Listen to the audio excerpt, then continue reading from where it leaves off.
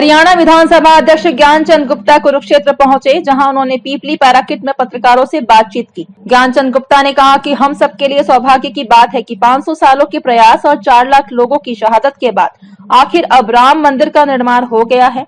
उन्होंने कहा कि श्री राम मंदिर निर्माण के 2 अभियानों में मैं भी शामिल रहा हूं।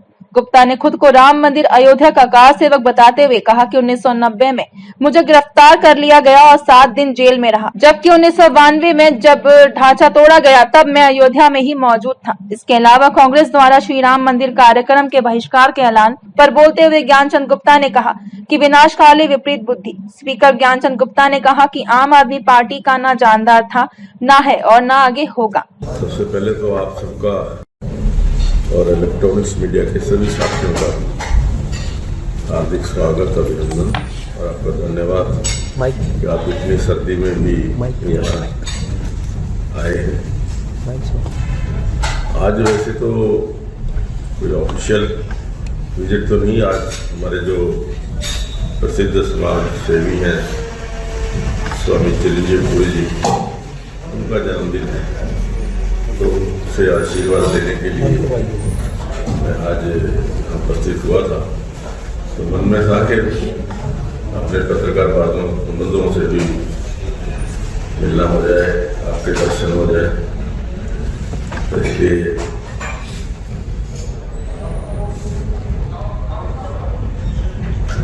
हम सब सौभाग्यशाली हैं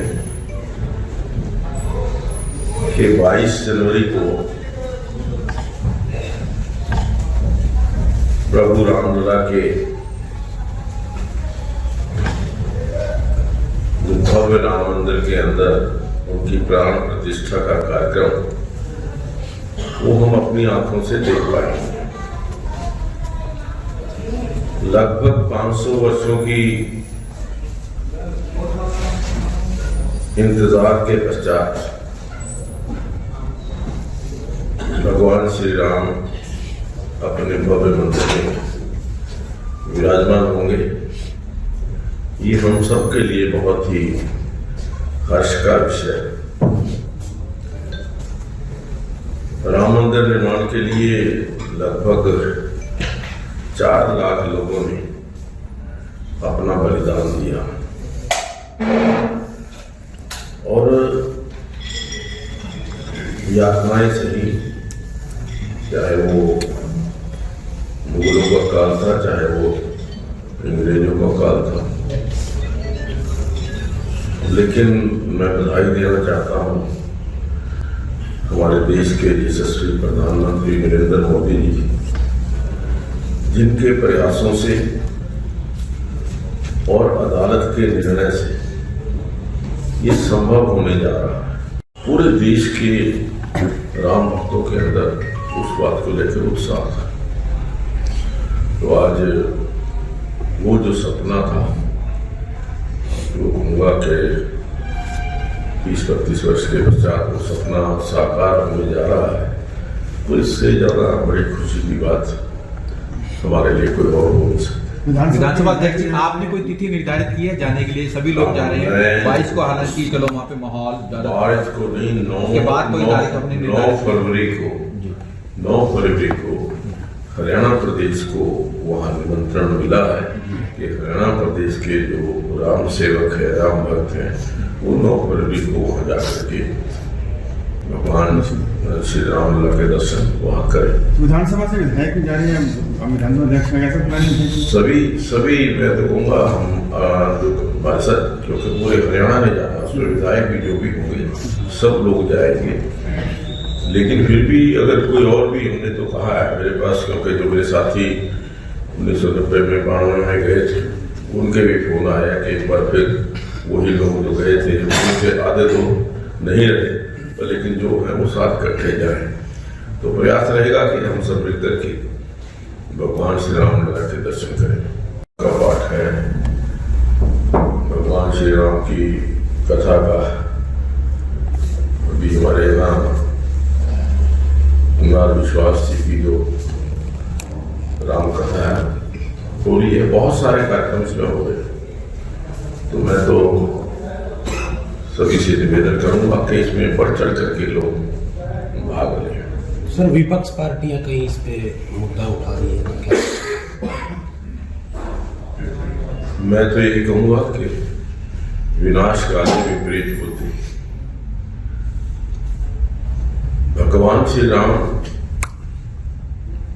देश के कण कण के अंदर विराजमान है।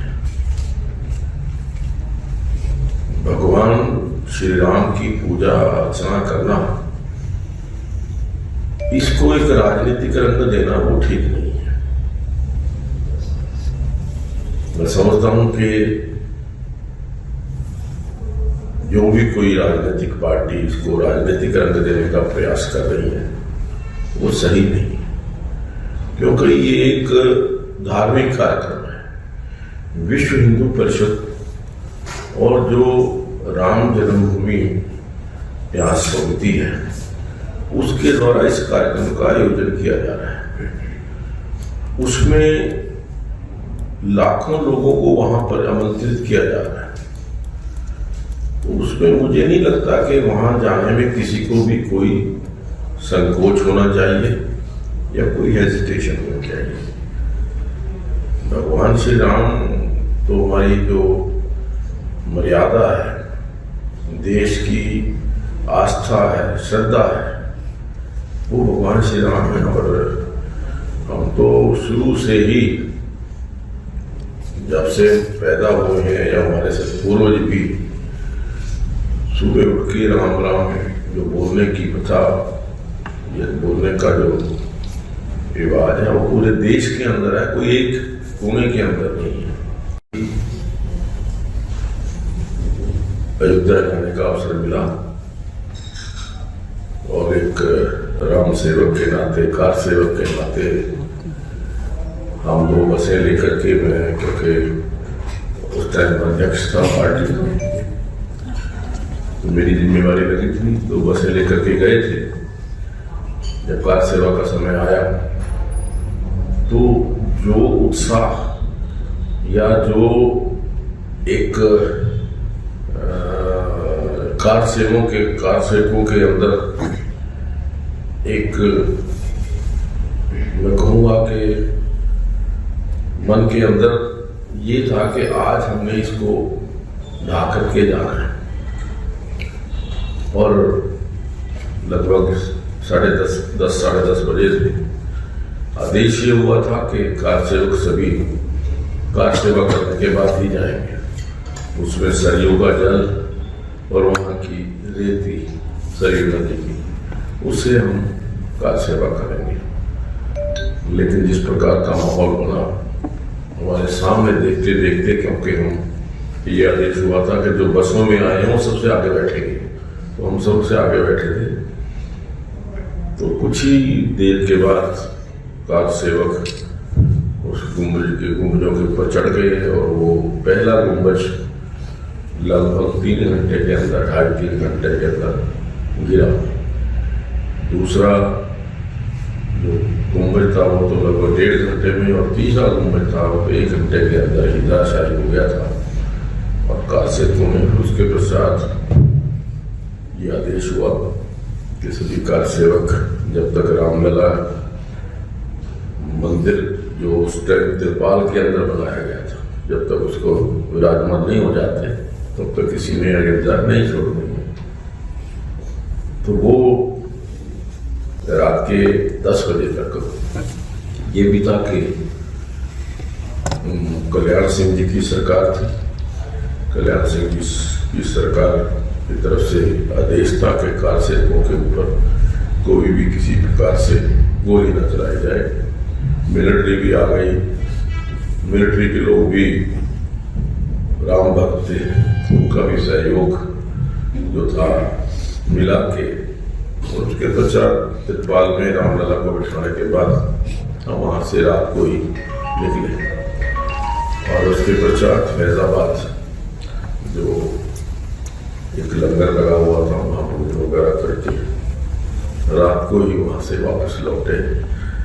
और ये था कि उसके बाद कर्फ्यू लग गया था, 5-6 दिन का कर्फ्यू था, लेकिन हम कर्फ्यू रात में ही यमुनानगर पहुँच गए थे।